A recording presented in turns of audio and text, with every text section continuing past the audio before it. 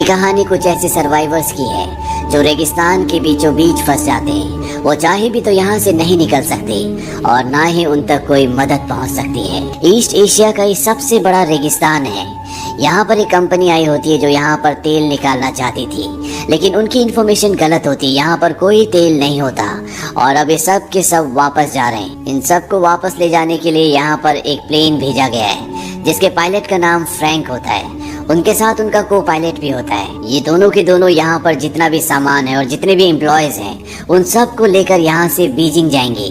ये सब के सब प्लेन में बैठ जाते हैं और बीजिंग के लिए निकल पड़ते हैं और तभी इस विशाल रेगिस्तान में तूफान आना शुरू हो जाता है। फ्रैंक का जो को पायलट होता है बोलता है हमें क्या करना चाहिए। फ्रैंक कहता है कि अगर हम वापस गए तो हमें फ्यूल के लिए इंतजार करना पड़ेगा, क्योंकि दोबारा उड़ान भरने के लिए हमारे पास फ्यूल नहीं है और इसमें कितना वक्त लगेगा मुझे नहीं पता, इसीलिए हमें आगे बढ़ना होगा। और फ्रैंक अपने प्लेन को और भी ऊपर ले जाता है ताकि वो इस रेत के तूफान से ऊपर से निकल पाए, लेकिन यहाँ पर इनका प्लेन ओवरलोडेड होता है और ये तूफान में फंस जाते हैं। साथ ही रेडियो से मदद के लिए संपर्क करने की भी कोशिश करते हैं, लेकिन इनका संपर्क नहीं हो पाता और तभी रेत की वजह से इनका एक इंजन खराब हो जाता है। फ्रैंक कहता है कि मुझे इमरजेंसी लैंडिंग करनी होगी और वो इमरजेंसी लैंडिंग करने के लिए प्लेन को नीचे उतारना शुरू करता है, लेकिन ये लैंडिंग इतनी आसान नहीं है क्योंकि उसे आगे कुछ भी नहीं दिख रहा होता। और जैसे प्लेन और नीचे उतरता है तो इनके प्लेन का पिछला हिस्सा एक चट्टान से टकराता है, जिस वजह से पीछे का दरवाजा खुल जाता है। इनमें से एक पैसेंजर उड़ जाता है और उसकी मृत्यु हो जाती है और अब इनका प्लेन रेगिस्तान में घिसटता हुआ बहुत आगे तक जाता है। और जब प्लेन रुकता है तो ये देखते हैं कि प्लेन में 2 पैसेंजर्स और मर चुके होते हैं, लेकिन अभी भी ये बाहर नहीं जा सकते क्योंकि बाहर तूफान चल रहा है। और जब तूफान थमता है तो ये दिखाया जाता है कि इनका पूरा प्लेन रेत के अंदर दफन हो चुका है। लेकिन कुछ ही घंटों बाद रेत वहाँ से उड़कर हट जाती है और इनका प्लेन एक बार फिर से विजिबल हो जाता है। ये सब के सब बाहर आते हैं और अपने खाने की सप्लाई चेक करते हैं और इन्हें पता चलता है कि इनके पास 1 महीने की खाने और पानी की सप्लाई है। इन्हीं में से एक आदमी होता है, वो कहता है मैं चलकर यहाँ से बाहर निकल जाऊंगा। दरअसल इन्हें यहाँ से बाहर निकलने के लिए 200 मील का सफर तय करना होगा। अब ये मंगोलिया में नहीं, चाइना में कहीं है, लेकिन इन्हें अपनी एग्जैक्ट पोजीशन नहीं पता होती और ना ही इनका रेडियो काम कर रहा होता है। वो आदमी जो यहाँ से चलकर निकलना चाहता है वो कहता है कि मैंने मैराथन किया है, मैंने हाइकिंग ट्रैकिंग किया है, मैं यहाँ से जा सकता हूँ। उसे बताया जाता है कि ये जुलाई का महीना है और रेगिस्तान में जुलाई का महीना सबसे गर्म होता है। अगर आप 1 गिलास पानी पियोगे तो चंद ही मिनटों में आपके शरीर से पसीना बनकर 10 गिलास पानी निकल जाएगा। वो कहता है मैं सिर्फ रात को सफर करूंगा। उसे बताया जाता है कि लेकिन तुम्हें रास्ता पता नहीं चलेगा क्योंकि यहाँ पर जो पहाड़ियाँ हैं वो मैग्नेटिक हैं और तुम्हारा कंपास कभी भी काम नहीं करेगा, इसीलिए तुम गोल गोल घूमकर बार बार एक ही जगह पर आ जाओगे।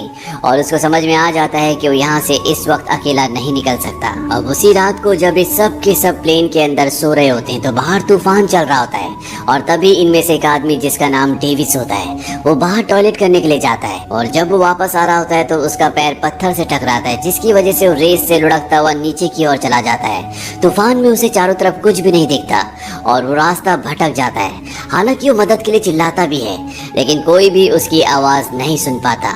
सुबह जब सब उठते हैं तो वो देखते हैं कि उनका एक साथी डेविस गायब है।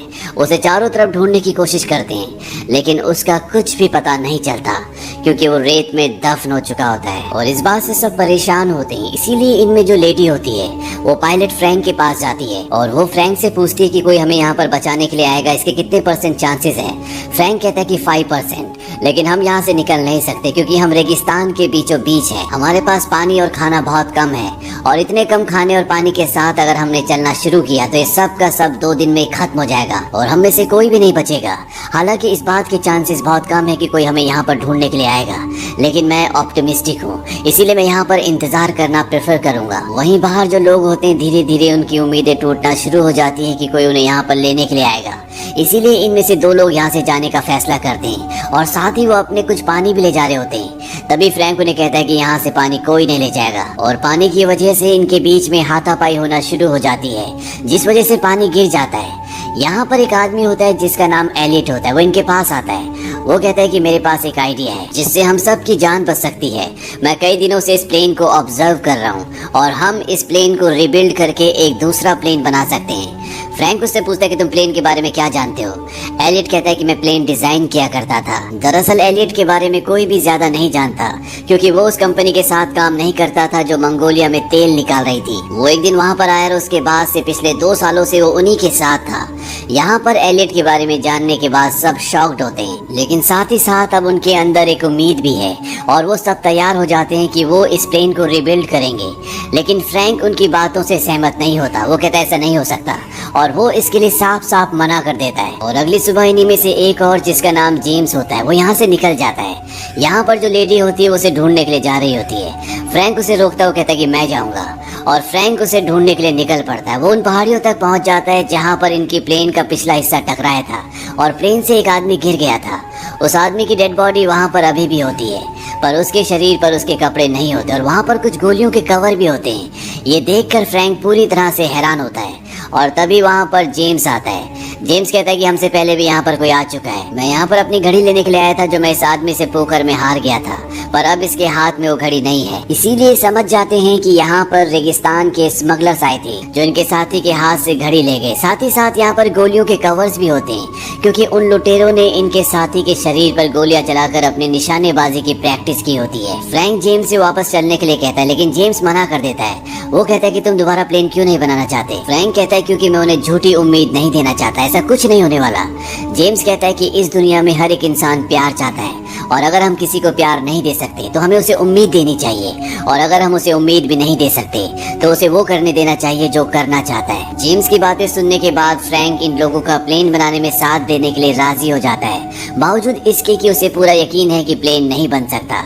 ये दोनों के दोनों उस जगह पर आ जाते हैं जहाँ पर इनके बाकी के साथी हैं और अब ये सब मिलकर प्लेन बनाना शुरू करते हैं। ये दिन में काम नहीं करते क्योंकि यहाँ पर बहुत गर्मी होती है, इसीलिए पूरी रात काम करते हैं। पर इनकी परेशानियाँ तब बढ़ जाती है जब एक रात को इनका वो फ्यूल जो इन्होंने आग जलाने और जनरेटर चलाने के लिए रखा होता है, वेल्डिंग करते हुए उस पर चिंगारियाँ गिर जाती है और एक बहुत बड़ा ब्लास्ट होता है। हालांकि इस ब्लास्ट में किसी की जान नहीं जाती, लेकिन इनका सारा का सारा फ्यूल बर्बाद हो जाता है। अब इनके पास उतना ही पेट्रोल यानी कि उतना ही फ्यूल बचा है जिस पेट्रोल से यहाँ से निकल सकते हैं। ये उसे इस्तेमाल नहीं कर सकते, इसीलिए इन्हें अब रात को नहीं बल्कि दिन में काम करना होगा और दिन में यहाँ पर बहुत ज्यादा गर्मी होती है। लेकिन ये हिम्मत नहीं हारते, ये दिन में काम करना शुरू कर देते हैं। और अब जो इन्होंने प्लेन को रिबिल्ड किया है उसमें इन्हें एक विंग को जोड़ना है और इनके पास एक ही मौका है। अगर ये विंग नीचे गिर गया तो ये कभी भी ऊपर नहीं आ सकता क्योंकि इनके पास इतने भारी सामान को उठाने के लिए कोई भी क्रेन नहीं है और ये उसे धीरे धीरे ऊपर से छोड़ना शुरू करते हैं। लेकिन तभी वो जंजीर टूट जाती है जिससे इन्होंने उस विंग को होल्ड किया होता है। वो विंग बहुत तेजी के साथ नीचे की तरफ खिसक जाता है और वो सीधा प्लेन से टकराता है।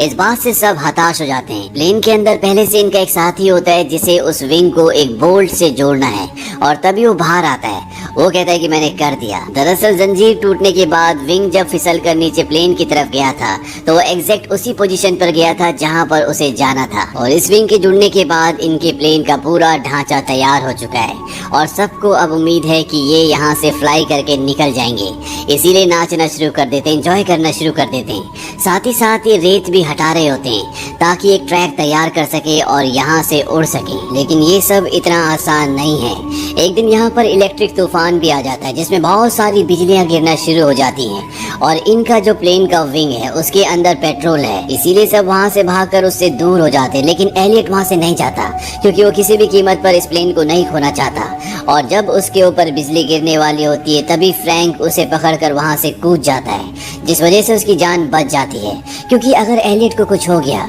तो इनमें से कोई भी नहीं है जो इस प्लेन को पूरा कर सके। ये इस प्लेन का नाम फिनिक्स रखते हैं।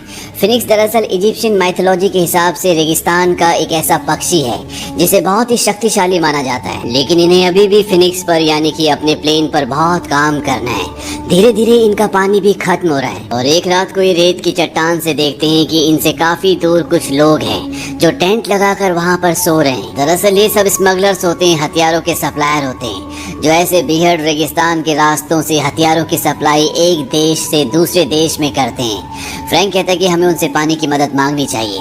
हालांकि एलियट मना करता है, लेकिन फ्रैंक और उसके कुछ साथी वहाँ पर उन लोगों से पानी की मदद मांगने के लिए जाते हैं। फ्रैंक और उसका साथी पत्थर के पीछे छुप जाते हैं ताकि अगर कोई भी खतरा हो तो पीछे से हमला कर दें। इनके पास गन भी होती है और जब वो उन स्मगलर से पानी की मदद मांगते हैं तो उनमें से एक आदमी इन्हीं के एक आदमी पर गोली चला देता है। फ्रैंक और उसका जो साथी होता है वो पीछे से इन पर गोलियां चलाते हैं और इनके आदमियों को मार देते हैं, लेकिन एक स्मगलर वहाँ से भागने में कामयाब हो जाता है। हालांकि फ्रैंक के पास मौका था उसे पीछे से गोली मारने का, लेकिन वो गोली नहीं चलाता क्योंकि वो हत्यारा नहीं है। यहाँ पर जेम्स इन मरे हुए स्मगलर्स में से एक स्मगलर के हाथ में अपनी वही घड़ी देखता है जो उसके उस दोस्त के पास थी जिसकी प्लेन से गिरकर मृत्यु हो गई थी। यानी कि वही स्मगलर्स हैं जो पहले भी यहाँ पर आ चुके हैं और इन्हीं स्मगलर्स ने इनके मरे हुए साथी के ऊपर गोलियां चलाई थी। यानी कि ये हत्यारे, ये बहुत खतरनाक हैं। इन स्मगलर्स में से एक स्मगलर बच जाता है, वो घायल होता है और ये सब उसे अपने प्लेन के पास ले आते हैं। हालांकि कुछ लोग चाहते हैं कि इसे मार दिया जाए क्योंकि इसने इनके एक साथी को मारा है, लेकिन फ्रैंक ऐसा करने से मना करता है। सबके बीच में आर्गुमेंट्स हो रहे होते हैं और तभी एलियट उसे गोली मार देता है, जिस वजह से फ्रैंक और एलियट के बीच में आर्गुमेंट्स होना शुरू हो जाते हैं। एलियट फ्रैंक को ब्लेम करता है, वो कहता है कि तुम पायलट थे, तुम्हारी वजह से हम यहाँ पर फंसे हैं और तुम्हारी वजह से हमारे एक साथी की जान गई क्योंकि मैंने मना किया था, फिर भी तुम वहाँ पर गए। और इस बात से फ्रैंक को गुस्सा आता है, वो एलियट को एक पंच मारता है और अब एलियट इन सब से नाराज हो जाता है, उसकी ईगो हर्ट हो जाती है। वो कहता है कि अब मैं प्लेन नहीं बनाऊंगा, मुझे जितना काम करना था मैंने कर लिया, मैं यहाँ पर 10 लोगों के बराबर काम करता और तुम सब आराम करते हो।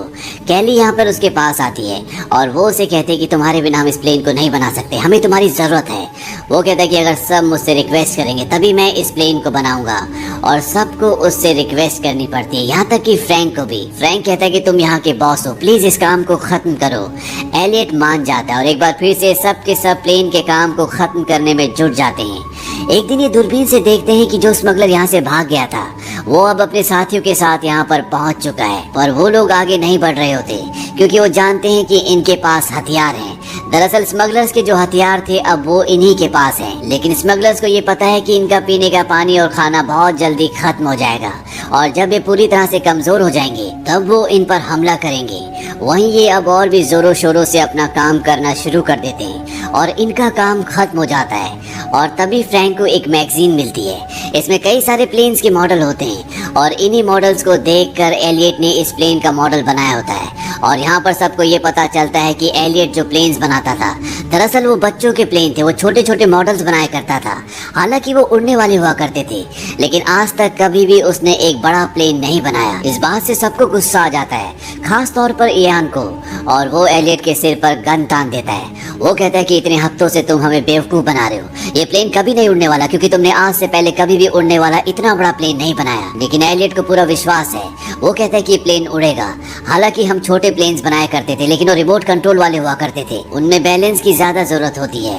फ्रैंक इयान को रोक देता है और तभी यहाँ पर तूफान आना शुरू हो जाता है और जब हवाएं तेज होती है तो जो प्लेन इन्होंने इतने हफ्ते की मेहनत से बनाया होता है वो हवा में अपने आप ही हल्का हल्का उठना शुरू हो जाता है और ये देखकर सब समझ जाते हैं कि ये प्लेन उड़ेगा।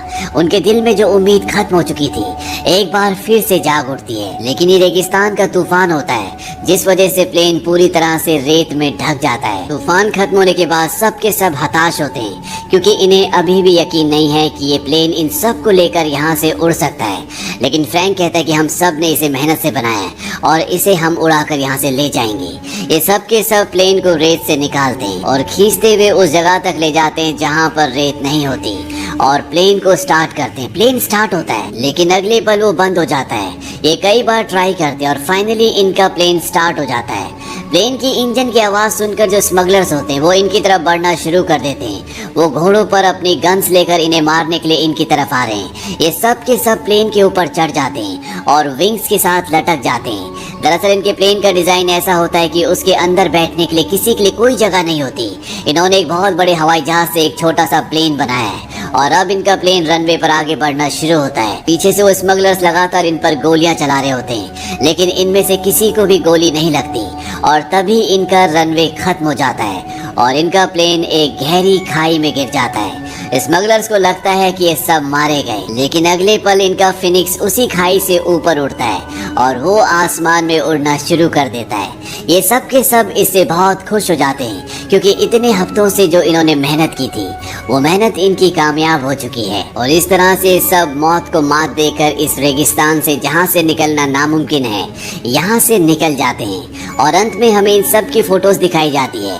ये सब के सब अपने परिवार के साथ अपने काम में खुश हैं। फ्रैंक और उसका को पायलट अपनी खुद की एयरलाइंस खोल लेते हैं जिसका नाम वो फिनिक्स रखते हैं। और एलियट की फोटो एक मैगजीन में छपती है जिसमें क्वेश्चन मार्क के साथ लिखा होता है नासा की नई उम्मीद, यानी कि अब वो नासा के लिए काम करता है।